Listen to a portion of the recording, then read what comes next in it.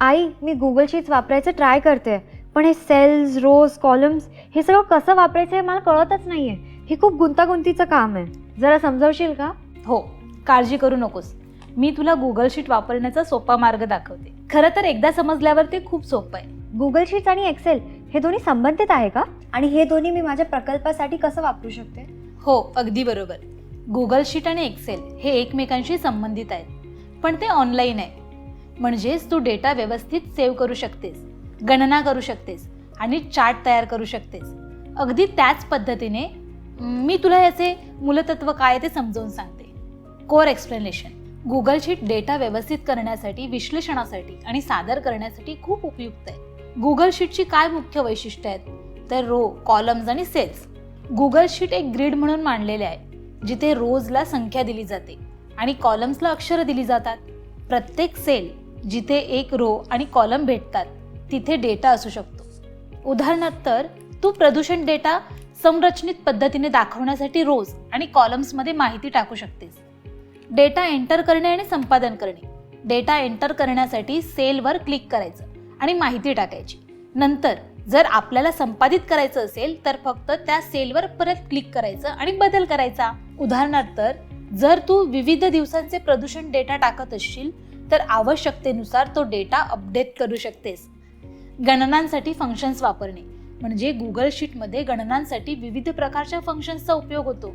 उदाहरणार्थ is equal to sum ब्रॅकेटमध्ये A1 ते आपल्याला जितके सेल्स हवेत तिथपर्यंतचे सगळे सेल, म्हणजे AZ किंवा Z1 हे A1 ते Z1 यामध्ये असलेल्या सर्व मूल्यांची बेरीज करतात.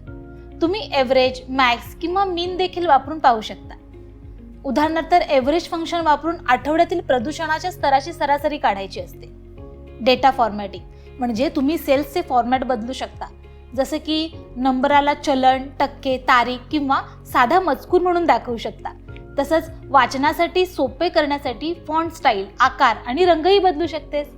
उदाहरण द्यायचं झालं तर प्रदूषण स्तर उच्च असल्यास तो लाल रंगात आणि कमी असल्यास हिरव्या रंगात हायलाईट करायचा.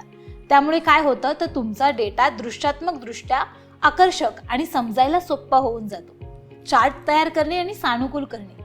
गुगल शीट्समध्ये विविध प्रकारचे चार्ट्स तयार करणे सोपे आहे, जसं की बार चार्ट, पाई चार्ट किंवा लाईन ग्राफ्स. उदाहरणार्थ तू एका बार चार्टचा वापर करून दैनिक प्रदूषण स्तर दाखवू शकतेस किंवा पाई चार्टचा उपयोग करून प्रदूषण स्त्रोताचे प्रमाण दाखवू शकतेस.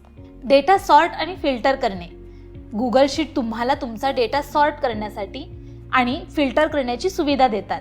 उदाहरणार्थ तुम्ही प्रदूषण स्तरानुसार डेटा सॉर्ट करू शकता आणि उच्च प्रदूषणावरील डेटा प्रथम दर्शवू शकता. आकर्षक आणि सामायिकरण. म्हणजे गुगल शीटचे एक उत्कृष्ट वैशिष्ट्य म्हणजे रिअल टाईममध्ये सहकार्य करण्याची क्षमता. तुम्ही शीट दुसऱ्यांसोबत सामायिक करू शकता आणि सर्वजण त्यावर एकाच वेळी संपादित करू शकतात. उदाहरण म्हणजे जर तू एका गटात काम करत असशील तर सर्वजण एकत्रितपणे डेटा गोळा करू शकतात आणि विश्लेषण करू शकतात. त्यावर तुम्ही टिप्पण्या जोडू शकता किंवा बदल ट्रॅक करू शकता. गुगल शीट विद्यार्थ्यांसाठी का महत्त्वाचं आहे तर डेटा व्यवस्थितपणे आणि विश्लेषित करण्यासाठी.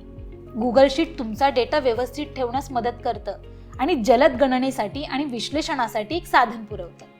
माहिती दृश्यांकन म्हणजे चार्ट्स आणि ग्राफिक्सच्या मदतीने गुगल शीटची माहिती समजून घेणं आणि सादर करणं अगदी सोपं बनतं. सहकार्य सुधारते. म्हणजे गुगल शीट्स बहुतेक लोकांना एकत्र काम करण्याची परवानगी देतात, ज्यामुळे गट प्रकल्प अधिक कार्यक्षम होतात. गुगल शीट वर्कप्लेसमध्ये डेटा व्यवस्थापित करण्यासाठी मोठ्या प्रमाणावर वापरला जातो, ज्यामुळे विद्यार्थ्यांसाठी तो एक महत्त्वाचं साधन आहे. मी आता गुगल शीटचा वापर करून प्रदूषण स्तर दाखवण्यासाठी चार्ट तयार करायला सुरुवात करते. अरे वा, खूप छान मीरा. आता तू तुझा प्रोजेक्ट बनवायला घे.